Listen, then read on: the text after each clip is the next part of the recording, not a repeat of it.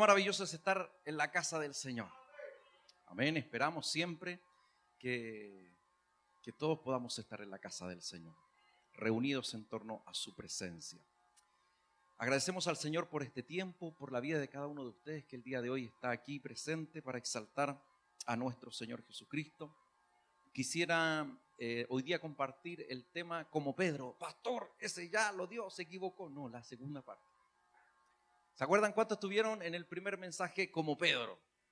Sí, amén. Gracias, gracias. Vamos a leer el pasaje. Ahora sí, vamos a tomar una parte de Pedro, un episodio de su vida. En la vez anterior que compartimos como Pedro, la primera parte, estuvimos viendo su llamado, cómo Dios lo llama y cuáles son las actitudes que mostró Pedro en esa ocasión. Vimos que en el llamado Pedro mostró respeto cuando dijo: en tu nombre echaré la red. A pesar de que él, como hombre de mar, sabía cuál era el buen horario para pescar, sin embargo, tuvo un respeto al decir: en tu nombre, en tu palabra echaré la red. También reconoció su condición, fue sincero cuando le dice a Jesucristo, luego de ese milagro maravilloso, le dice: aléjate de mí, Señor, apártate de mí, que soy un hombre pecador. Fue sincero. Y por último, estuvo dispuesto a renunciar. ¿Se acuerda que lo vimos? Pedro renunció a su trabajo, dejó todo ahí, tenía familia, tenía esposa, tenía hijos. Sin embargo, fue tras el Señor Jesucristo. No se entusiasme tanto, hermano, que no es el llamado que el Señor le está haciendo hoy. Ya quería dejar a la esposa, a los hijos al tiro ahí. No, ese es el caso. Así que hoy día vamos a ver otro pasaje de Pedro que también nos va a mostrar una lección maravillosa. Leemos Mateo capítulo 14, versículo 22 en adelante. Mateo capítulo 14, versículo 22 en adelante. Estuvimos bastante tiempo exaltando al Señor, así que ahora nos vamos a quedar sentaditos, pero de igual manera con reverencia y respeto leemos su palabra. Vamos a leer del versículo 22 hasta el 33. Dice así su palabra, en el nombre del Padre, del Hijo y del Espíritu Santo. Enseguida Jesús hizo a sus discípulos entrar en la barca e ir delante de él a la otra ribera, entre tanto que él despedía a la multitud. Despedida la multitud, subió al monte a orar aparte, y cuando llegó la noche estaba allí solo. Y ya la barca estaba en medio del mar, azotada por las olas, porque el viento era contrario. Mas a la cuarta vigilia de la noche Jesús vino a ellos andando sobre el mar. Y los discípulos, viéndole andar sobre el mar, se turbaron diciendo: un fantasma. Y dieron voces de miedo. Pero enseguida Jesús les habló diciendo: tened ánimo, yo soy, no temáis. Entonces le respondió Pedro y dijo: Señor, si eres tú, manda que yo vaya a ti sobre las aguas. Y él dijo: ven. Y descendió Pedro de la barca, andaba sobre las aguas para ir a Jesús. Pero al ver el fuerte viento tuvo miedo y comenzando a hundirse dio voces diciendo: Señor, sálvame. Al momento Jesús extendió la mano, asió de él y le dijo: hombre de poca fe, ¿por qué dudaste? Y cuando ellos subieron en la barca se calmó el viento. Entonces los que estaban en la barca vinieron y le adoraron diciendo: verdaderamente eres hijo de Dios. Entonces seguimos hablando de este Pedro. ¿Se acuerdan ustedes, los que participaron en esa primera parte de como Pedro? Hablábamos acerca de un joven hermano. ¿Cuántos se acuerdan? De la iglesia antigua, de esa historia que me cuenta mi papá. De ese joven que le dijo a él, pretendiendo ser como alguno de los discípulos del Señor, alguno de los apóstoles, y le dice: hermano Miguel, en ese entonces nuestro pastor, hermano Miguel, ¿a qué discípulo me parezco? Y el pastor Miguel, con esa sabiduría que el Señor le ha dado, le dice: a Judas, el traidor.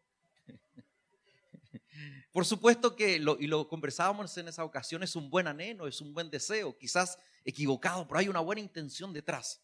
Pero lo maravilloso de la palabra de Dios es que nos muestra a los personajes bíblicos no como personajes idealizados, sino que nos muestra también sus falencias, sus errores, sus tropiezos. Y lo maravilloso de esto son dos cosas. Por una parte es que nosotros nos miramos a nosotros mismos y podemos decir, si Dios usó a Pedro, ¿me puede usar a mí? Sí, porque Pedro era impetuoso y lo vamos a ir viendo a través de cada uno de estos mensajes, sus rasgos, sus características. Pero a pesar de ello y a pesar de tener cosas positivas, por supuesto, y también cosas negativas, Dios lo usa.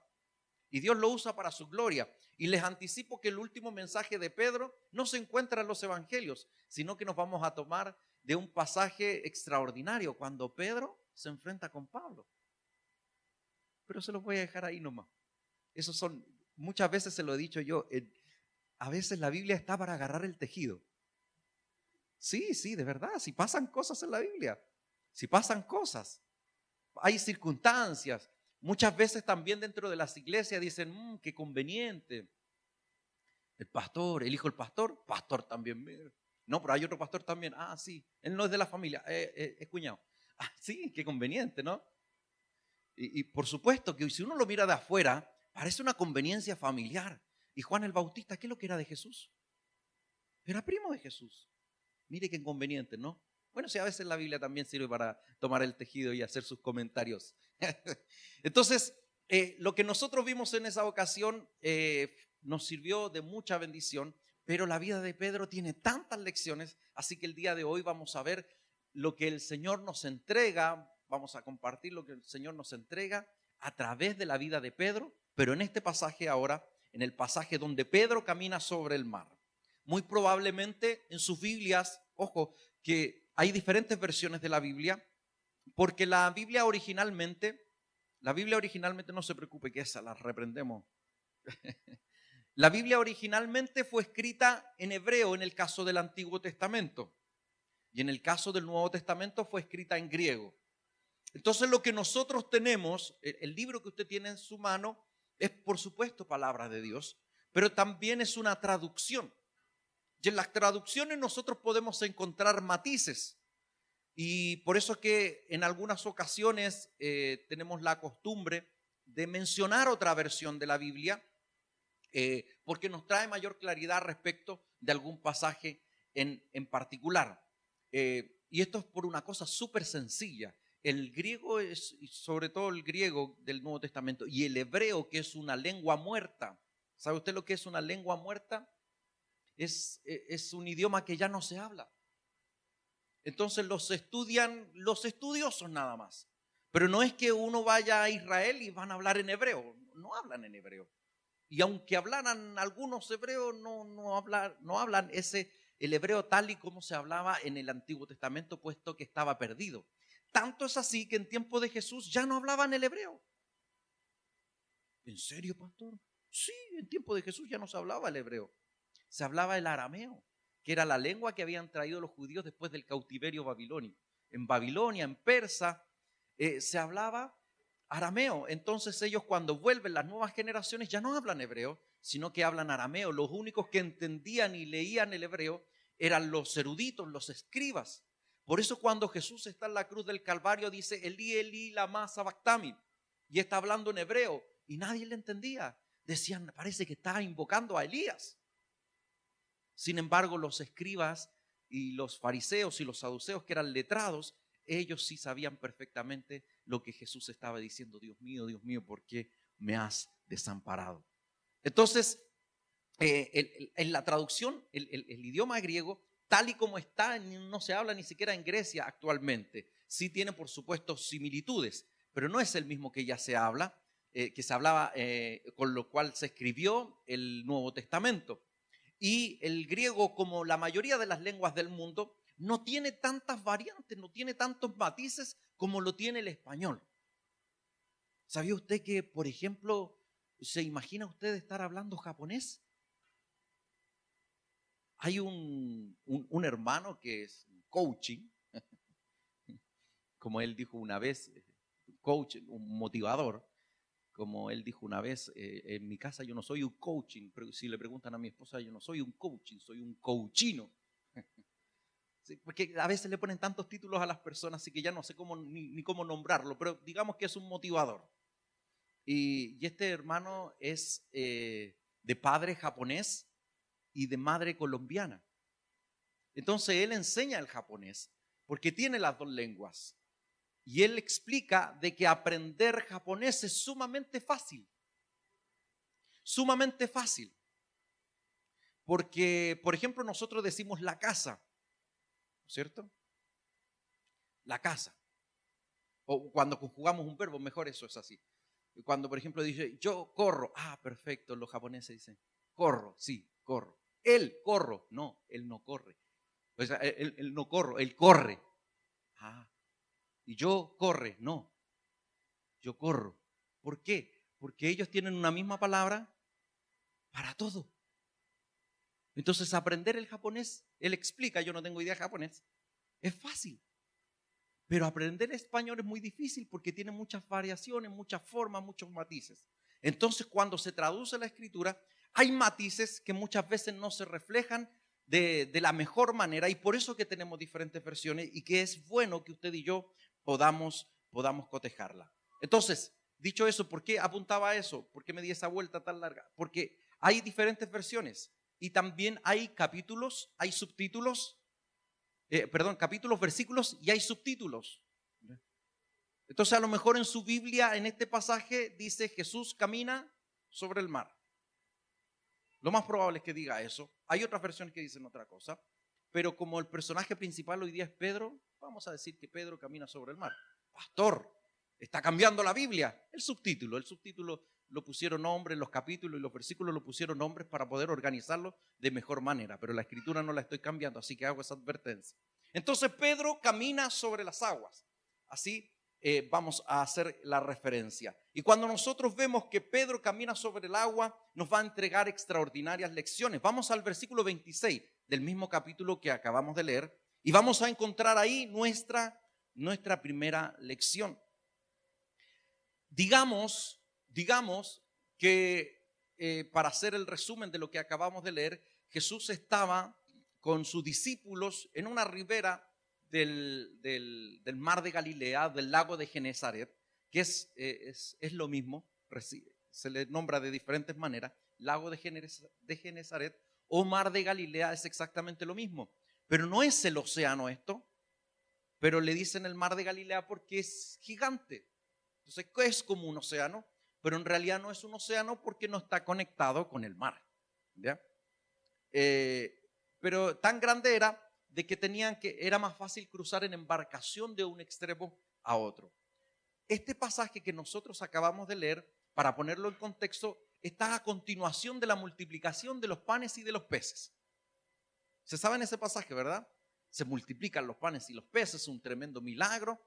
Y el Señor le dice, váyanse usted nomás chiquillos, que la gente quiere conversar con el pastor hoy día, quiere conversar con Jesús. Entonces él se queda despidiendo a la multitud. Y una vez que despide a la multitud, dice, se vio solo, dijo, bueno, me voy a orar. Se fue a orar al monte. Y ya estos muchachos, hombres de mar, hay que tener en cuenta esto, hombres de mar. No es que usted y yo nos metamos en un botecito y después de unas olitas estemos nerviosos, sino que eran hombres de mar. Así que la tempestad que hubo en medio no tiene que haber sido sencilla, puesto que estaban ahí temerosos por el viento que era contrario. Pero Jesucristo, luego de orar, obviamente, me imagino yo, hagamos un poquito de imaginación, llega a la ribera y dice, ¿y los chiquillos ya se fueron? Ah, claro, pues sí, le dije que se fueran. ¿Cómo llego allá entonces ahora? Bueno, no soy el creador de todo, vamos caminando sobre el agua. Y iba caminando sobre el agua, llegando cerca de la barca, y nos encontramos con esta escena. Dice, y los discípulos viéndole andar sobre el mar, se turbaron, diciendo un fantasma, y dieron voces de miedo. A mí me encantaría hacer un ejercicio de voces de miedo aquí, pero no sé, un grito de espanto. ¡Ah! No estoy para gritar, ando con la garganta media apretada. Así que... Pero ellos estaban muertos de miedo, dijeron un fantasma. ¿Y se imagina? Hombres grandes ya, hombres grandes, un fantasma. Es una imagen en 3D, un holograma, no lo sé. Habríamos dicho en tiempos actuales. Pero se asustaron, tuvieron miedo y esa es la primera lección. Pedro junto con todos los discípulos frente a la adversidad, frente al tiempo que estaba contrario y encima, ven algo extraño en el mar y se asustaron, tuvieron miedo. Y yo les pregunto, tal como preguntaba en esa otra predicación en la primera parte, ¿a cuántos les gustaría ser como Pedro? Yo creo que en alguna medida a todos nos gustaría tener algo de Pedro. No se preocupe, ya no estamos pareciendo a Pedro. Porque cuántas veces nosotros frente a la adversidad nos da miedo. Nos da miedo. ¿Sabes qué? De verdad yo no creo que soy una persona relativamente valiente al enfrentar cosas, al enfrentar circunstancias. Pero me confieso con usted, ¿sabe lo que me da miedo a mí? La incertidumbre. La incertidumbre me da miedo. Eso es como cuando dice, chuta, ¿y qué hacemos en esta situación? Bueno, espera en Dios nomás. Con eso usted me mata. Yo quiero hacer algo. Mientras tanto. Porque soy de los que me gusta estar ocupado para solucionar el problema. Me cuesta esperar. Pero muchas veces toca esperar. Hay momentos en los cuales si nosotros metemos nuestras manos, lo arruinamos todo. Hay momentos en que nos toca esperar. La palabra, por supuesto, del Señor nos enseña que debemos ser valientes, que debemos ser esforzados, que debemos hacer lo que está a nuestro alcance para poder alcanzar las promesas que el Señor nos ha dado. Pero hay momentos en la vida, hay circunstancias en nuestra vida en que nosotros quisiéramos solucionar cosas, pero nos toca simplemente esperar. Y no se lo digo como alguien que lo ha aprendido, se lo digo como alguien que está machucando el membrillo en esa área. Necesitamos también entender eso. Y Pedro, así como nosotros, muchas veces tuvo miedo frente a la adversidad, frente a las circunstancias. Tuvo miedo. Y en eso también se parece mucho a nosotros. Vamos con el versículo 28 y 29. Porque aquí es donde Pedro marca una diferencia. Porque ¿quiénes tuvieron miedo en la barca? Todos. Y esta es una lección extraordinaria. Porque todos vamos a sentir miedo alguna vez. ¿Cuántos han sentido miedo? Sí, a veces se siente miedo frente a las circunstancias, frente a un diagnóstico. Porque a lo mejor yo le digo, yo me siento una persona valiente. A lo mejor si me toca enfrentar una dificultad en la calle, no soy de esas personas que se corta, sino que trata de reaccionar. Soy una persona quizás en términos generales de buena reacción. No como un compañero cuando yo me accidenté de este dedo y se me quedó doblado así y la sangre me salía al ritmo del corazón, así porque se me rompió una arteria. Y me acuerdo que yo me tomé el dedo y me lo traté de encajar ahí, me lo apreté para estancar la sangre. Y le digo a mi compañero, más joven que yo, que estaba al lado, le digo, anda a buscar a alguien para que me lleven a médico, para que me lleven a alguna parte. Y mi compañero estaba al lado así, con una risa nerviosa. Y se tomaba y no hizo nada. Ahí se quedó. De hecho, yo me fui al hospital y seguí ahí. Yo no sé en qué momento. Porque a veces frente a circunstancias nos cortamos. Nos cortamos y nos quedamos sin capacidad de reacción. Gracias a Dios yo no soy de esas personas. Pero sí tengo mis miedos. Sí hay cosas que yo creo que a todos nos da miedo. Cuando vamos al médico y nos entrega un diagnóstico y sobre todo si el diagnóstico es de un hijo. Es difícil. Si es de uno, claro, pesa, es doloroso, pero cuando es de un hijo, qué difícil. Entonces todos sentimos miedo. Todos sentimos miedo frente a circunstancias, frente a situaciones extremas. Pero la diferencia la marca Pedro aquí, la vemos en el versículo 28, dice, entonces le respondió Pedro y dijo, Señor, si eres tú, manda que yo vaya a ti sobre las aguas. ¿Sabe que Pedro tenía claridad de que Jesús era el maestro? De que Jesús era el Señor. Él tenía esa claridad. Miedo tenía, pero también tenía claro quién es el que estaba enfrente. Y eso es lo importante para nosotros. Miedo vamos a tener. Diferentes momentos y circunstancias en la vida Vamos a tener miedo como todos, pero lo que va a marcar la diferencia es que usted y yo tengamos claridad de quién está con nosotros. Porque cuando tenemos esa claridad, comenzamos a confiar y comenzamos a creer aún en medio de los temores. Versículo 29. Y él dijo, ven, y descendió Pedro de la barca y andaba sobre las aguas para ir a Jesús. Aquí me hubiese gustado estar en una mega iglesia para haber hecho algún efecto especial, como que yo camino así sobre... No, pero no puedo caminar aquí. No hay presupuesto para eso. Pero Pedro caminó sobre el agua. Pedro caminó sobre el agua porque el Señor le dijo, ven. Ven, Pedro caminó sobre el agua. ¿Sabe qué es lo extraordinario de esto? No es que Pedro caminó sobre el agua, sino que estamos frente a un acto sobrenatural.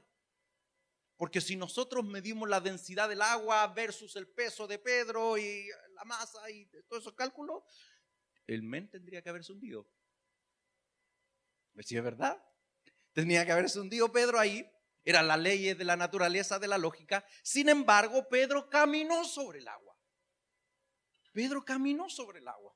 ¿Y por qué lo hizo? Porque aprendió a caminar en lo sobrenatural.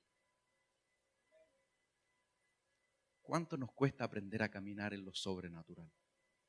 Lo sobrenatural es no cuando el cálculo da, sino cuando el Señor hace cosas extraordinarias. Como cuando hace algún tiempo atrás hablaba con mi hermana, con Andrea, y conversábamos de las cosas que el Señor hace. Y ella decía, la familia del Francisco no saben cómo la hacemos nosotros. Con la plata que ingresa no saben cómo la hacemos nosotros, pero lo hacemos. El Señor multiplica. Y si no es por ser cagüinero, pero vieron el auto nuevo que estaba afuera. Es de una familia que tiene fe. De una familia que camina sobre las aguas. Porque cuando el cálculo no da, es cuando comienzan a suceder los milagros. ¿Por qué? Porque hemos depositado la confianza en Dios. Aprendamos a confiar en Dios y caminaremos sobre el agua. ¿Cuántos caminan sobre el agua? Yo camino sobre el agua. En sentido figurado. Más encima con el sobrepeso que tengo, más rápido me hundo. Pero camino sobre el agua. Porque no camino con el 2 más 2 son 4. Sino que camino sobre ese maravilloso mundo sobrenatural que el Señor tiene en el reino eterno, que nos permite lograr cosas cuando no están dentro de la lógica. Y no está dentro de la lógica. Y lo que corresponde es esto. Lo que debería pasar es esto, pero eso no pasa. Lo que pasa es algo mayor y de más bendición, porque usted y yo aprendemos a caminar en lo sobrenatural. Pastor, ¿cómo es eso? Y mencionaba a nuestra hermana Andrea, podemos caminar en lo sobrenatural en nuestra economía. Podemos caminar en lo sobrenatural en nuestra familia, cuando el Señor abre puertas. Cuando hay personas que dicen, sí, ¿quieres postular a ese colegio? Ahí nadie queda. ¿Quieres postular esa carrera? No, ahí nadie queda. ¿Quieres postular a tal trabajo? No, ahí nadie queda. ¿Quieres trabajar en ese lugar, en esa feria? ¿Quieres poner una empresa de esto? No, eso no funciona. A nadie le va bien en eso, hermana Dani. A nadie le va bien en eso. Pero cuando caminamos en lo sobrenatural, Dios hace milagros. Tenemos que, como Pedro, aprender a caminar en lo sobrenatural. Pero para caminar en lo sobrenatural tenemos que primero conocer quién es el que nos ha llamado. Porque Pedro sabía quién era Jesús. Que Jesús era el Señor. Por eso Pedro creyó. Usted y yo debemos creer. Debemos creer. Muchas veces nuestra incredulidad limita los milagros del Señor. Así es. La Escritura va a decir que Jesús no hizo muchos milagros en Nazaret. ¿Por qué no hizo muchos milagros en Nazaret? Donde Él nació. Toda esa zona de Galilea. Porque lo conocían. Y la gente, en vez de decir qué bonito el milagro que hizo, qué bonita la enseñanza que dio Jesús, ¿qué es lo que decía la gente? Se pegaban codazos y decían, ¿no es este el hijo de José y de la María, el carpintero? Y eso pasa muchas veces. Yo no sé si esto va a ser ocasión de edición, mi hermano Francisco, pero le dejo la advertencia. ¿Sabe qué a veces pasa? Que no valoramos a los que el Señor usa y que están cerca de nosotros. A veces no los valoramos. ¿Por qué? Porque siempre lo he conocido. Pero el Señor también nos bendice y nos ministra a través de aquellos que están a nuestro alrededor.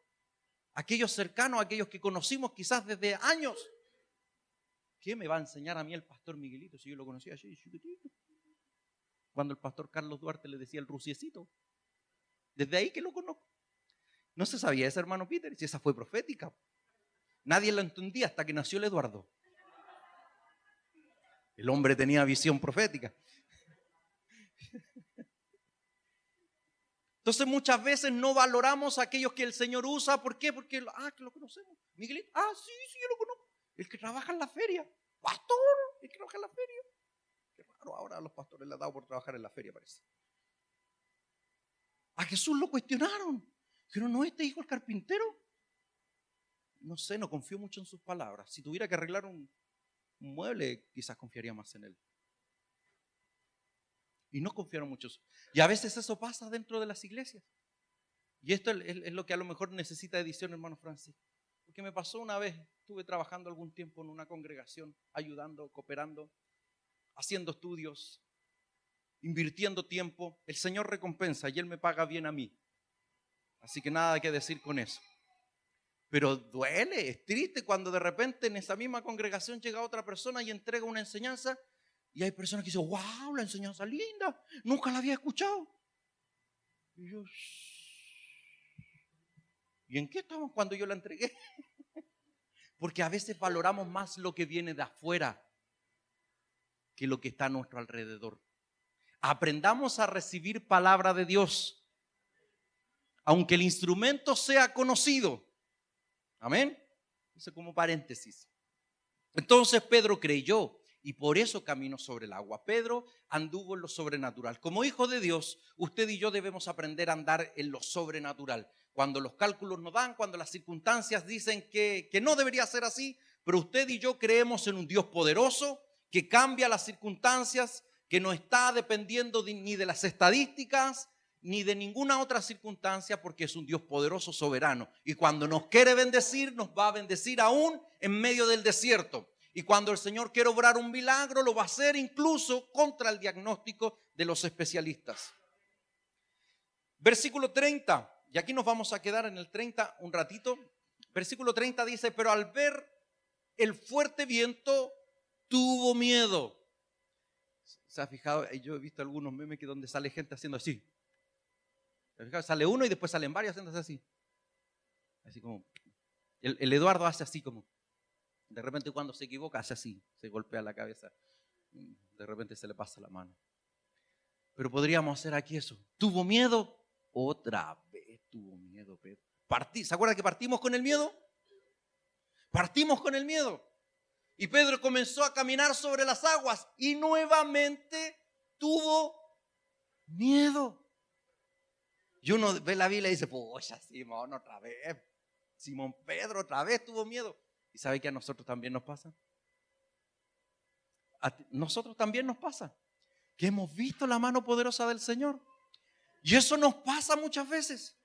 Que tenemos miedo incluso cuando ya hemos visto que el Señor ha obrado milagros en nosotros.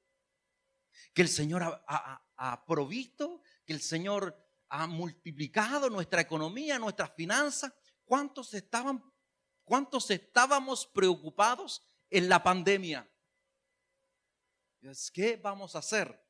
Yo decía, los hermanos que están apatronados, por último, van a tener algo seguro. Y los que somos independientes, ¿qué vamos a hacer? Y como Pedro ahí, el Señor, como Pedro, con miedo otra vez. ¿Acaso no te he mostrado mi gloria? ¿Acaso no te he mostrado mi mano?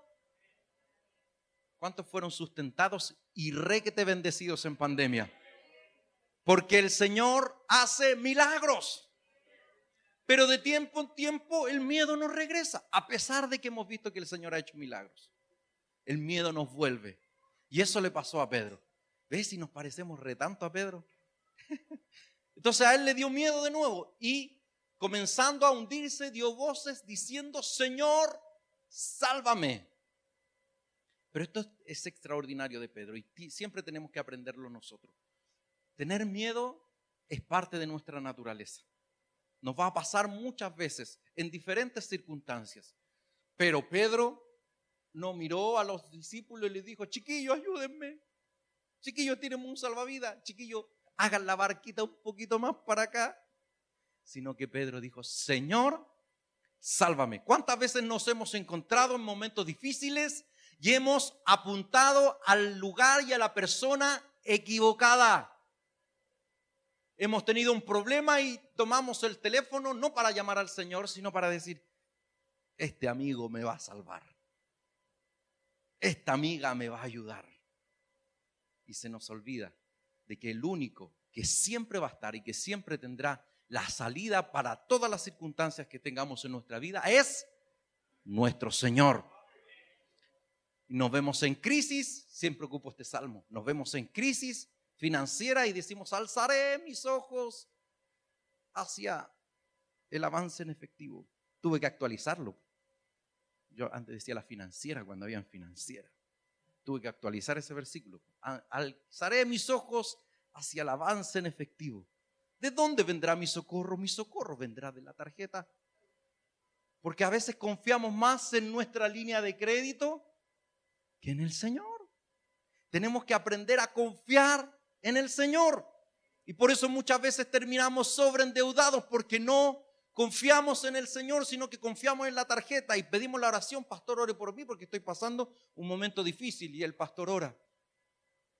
Y después el pastor le pregunta: hermano, he estado orando por usted, ¿cómo ha estado la circunstancia, la situación? No se preocupe, pastor, ya pedí mi avance en efectivo, está todo arreglado. Pan para hoy y hambre para mañana. Porque no depositamos nuestra confianza en Dios. Entonces después pasan los 2, 3 meses y quedamos en un hoyo más profundo todavía y necesitamos un milagro más grande. Cuando usted y yo tengamos miedo, cuando usted y yo tengamos una circunstancia adversa, levantemos nuestra voz y clamemos al único que nos puede ayudar. Yo alguna vez, años atrás, no sé si usted se acuerda, pastor, prediqué de este pasaje y hablé acerca de Jesús. Porque más de alguien en la barca, más de algún discípulo tiene que haber dicho: Pedro, ¿para eso camino en el agua? ¿Para hundirse? Para eso me quedo en la barca. Y hay harta gente que se queda en la barca, que nunca camina en lo sobrenatural, y ahí se queda en la barca. Y encima critica a los que caminan en lo sobrenatural. Y ahí están en la barca haciendo los análisis. A ver, ¿qué dice la Escritura? Hagamos un análisis morfosintáctico del pasaje para ver si está haciendo la voluntad de Dios o no el tal hermano o tal hermana. Tienen ahí su charla teológica. Mientras que Pedro no se preocupó si era un fantasma, si era una imagen en 3D, le dijo: Señor, si eres tú, haz que yo vaya hacia ti. Y caminó sobre el agua. Y ahí atrás quedaron los otros muertos de miedo y criticando. Siempre que avancemos, siempre que caminemos en lo sobrenatural, habrá gente que nos va a criticar, siempre. Siempre. Y siempre habrá gente que cuando caminamos en lo sobrenatural, le dice al otro: ¿qué estáis mirando? No, estoy mirando en qué momento se cae. ¿En qué momento se hunde Pedro? Siempre va a haber gente así, que nos ve caminar en lo sobrenatural, que nos ve en bendición, pero está mirando para decir: a ver, ¿en qué momento se tropieza? ¿En qué momento se equivoca? ¿En qué momento da un pie atrás? Siempre va a haber gente así, esperando que demos el paso hacia atrás. Siempre. Pero Pedro, a pesar de que se hundió, pidió auxilio a su Señor. Y el Señor le dijo: Pedro, ¿por qué no creíste? Húndete por incrédulo. Extendió su mano. Y esa es la lección que compartía años atrás, pastor. El Señor extendió su mano a Pedro, lo levantó y después le dijo: Pedro, ¿por qué dudaste?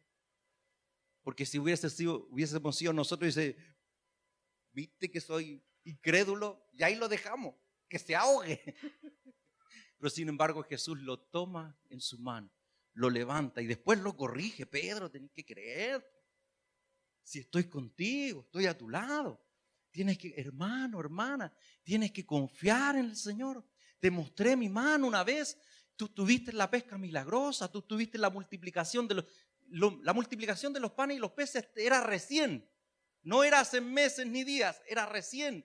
Tú viste cómo multipliqué los panes y los peces. ¿Por qué crees que te voy a dejar hundirte? Hermano, si el Señor te ha sustentado, si el Señor te ha bendecido, si el Señor te ha sanado, si el Señor sanó tu familia, tus hijos, restauró tu matrimonio, no va a ser para dejarte hundirte, sino que va a ser para levantarte cada vez que tú tengas la necesidad.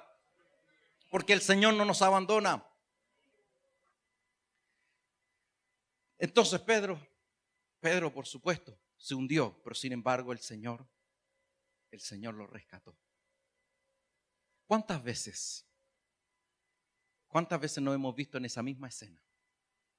En la escena en que, a pesar de que hemos visto los milagros del Señor, nos vemos enfrentados a un nuevo problema y parece que el crédito de la fe, porque cada vez que enfrentamos una circunstancia nosotros adquirimos un nivel de fe.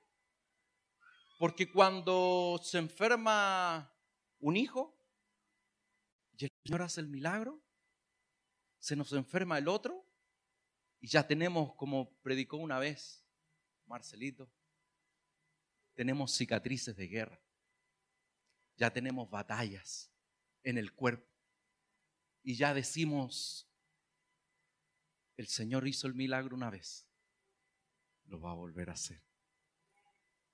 Pero a pesar de eso, hay momentos en que nos cambian un poco la jugada, que la circunstancia parece que es más difícil. O no sé, parece que mi fe se ha debilitado un poco. Y nos vemos enfrentados a esas circunstancias difíciles y los fantasmas aparecen de nuevo. Y nos faltan los optimistas que están a nuestro alrededor y que nos van a decir, de esta sí que no te libras. Ahora sí que no pasas de agosto. Siempre va a haber gente así y a veces cercanos.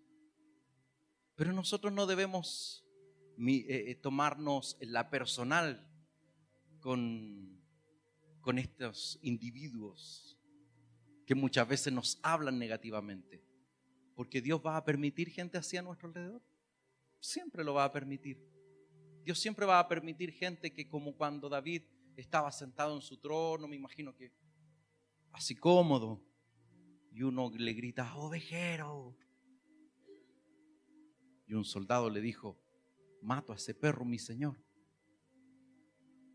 Y David le dice, no, porque ese perro viene de parte de Jehová. Siempre va a haber alguien que nos va a recordar de que a donde hemos llegado es por la gracia, la misericordia y los milagros del Señor. Y en esos momentos difíciles, sí, por supuesto que es importante que tengamos gente a nuestro alrededor. Pero lo más importante es que podamos levantar nuestra mirada al cielo. Siempre van a haber desafíos en la vida.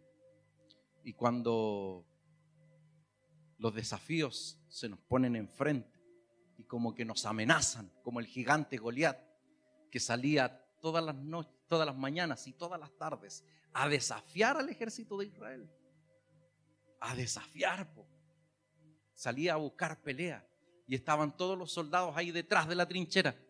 Y cuando hablaba le tiraba, bueno, para eso necesitamos un púlpito transparente, y detrás de la trinchera le tiritaban las cañuelitas de miedo. A veces tendremos gigantes enfrente que nos van a dar miedo, pero tenemos que aprender a caminar en lo sobrenatural, creyendo a nuestro Señor, confiando en nuestro Señor, que a pesar de que podamos tener un día difícil, un día malo, el Señor estará ahí para rescatarnos, para rescatarnos. ¿Queremos ser como Pedro? No nos falta mucho. Pedro tuvo miedo y tuvo miedo 2 veces, pero aprendió a caminar en lo sobrenatural y en el momento en que se cayó, se aferró de la mano del Señor. Si estamos viviendo un tiempo difícil, un desafío, nos tomamos de la mano del Señor porque sabemos que con Él seremos más que vencedores, más que victoriosos en Él. Denle un fuerte aplauso al Señor.